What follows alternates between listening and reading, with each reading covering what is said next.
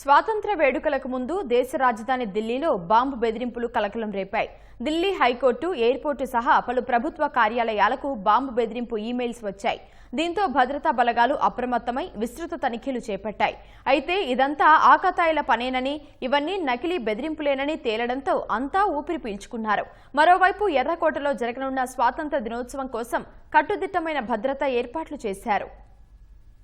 స్వతంత్ర దినోత్సవానికి ఒకరోజు ముందు ఢిల్లీకి వరుస బాంబు బెదిరింపులొచ్చాయి. శుక్రవారం ఉదయం 11:18 ఢిల్లీ కంటోన్మెంట్ ఎస్డీఎం కార్యాలయానికి, ఆ తర్వాత ఢిల్లీ ఎయిర్పోర్ట్ టెర్మినల్ 3కి, జామ్నగర్ హౌస్కు, సాకేత్ ఎస్డీఎం కార్యాలయానికి, జండేవాలన్కు వరుసగా బాంబు బెదిరింపు కాల్స్, ఈమెయిల్స్ వచ్చాయి.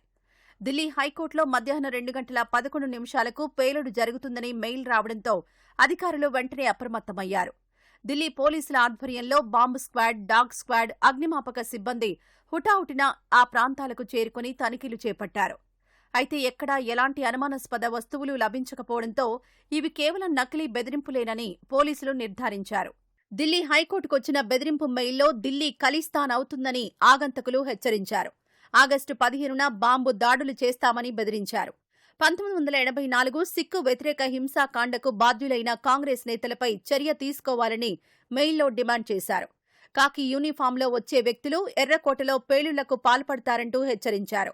ఖలిస్తాన్ మద్దతుదారులు ఇప్పటికే ఢిల్లీకి చేరుకున్నారని, ఢిల్లీ నుంచి అంబాలా వైపు వెళ్లే రైలును లక్ష్యంగా చేసుకుంటామని మెయిల్లో ఆగంతకులు పేర్కొన్నారు.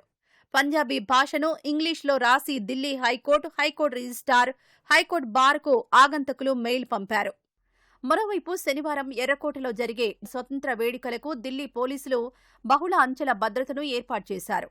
ప్రధాని నరేంద్ర మోదీ జాతీయ జెండాను ఆవిష్కరించి జాతినుద్దేశించి ప్రసంగించనున్న నేపథ్యంలో ఎర్రకోట పరిసరాలను జల్లెడపడుతున్నారు. ఉగ్రవాద వ్యతిరేక చర్యల్లో భాగంగా భద్రతా ఏజెన్సీలు ముందుగానే సమన్వయంతో మాక్ డ్రిల్స్ కూడా నిర్వహించాయి. ఎర్రకోట లోపల, బయట ఆర్టిఫిషియల్ ఇంటెలిజెన్స్ ఆధారిత వీడియో అనలిటిక్స్తో కూడిన 1000కి పైగా సీసీటీవీ కెమెరాలను అమర్చారు. కంట్రోల్ రూమ్ ద్వారా అనుమానాస్పద కదలికలను నిరంతరం పర్యవేక్షిస్తున్నారు.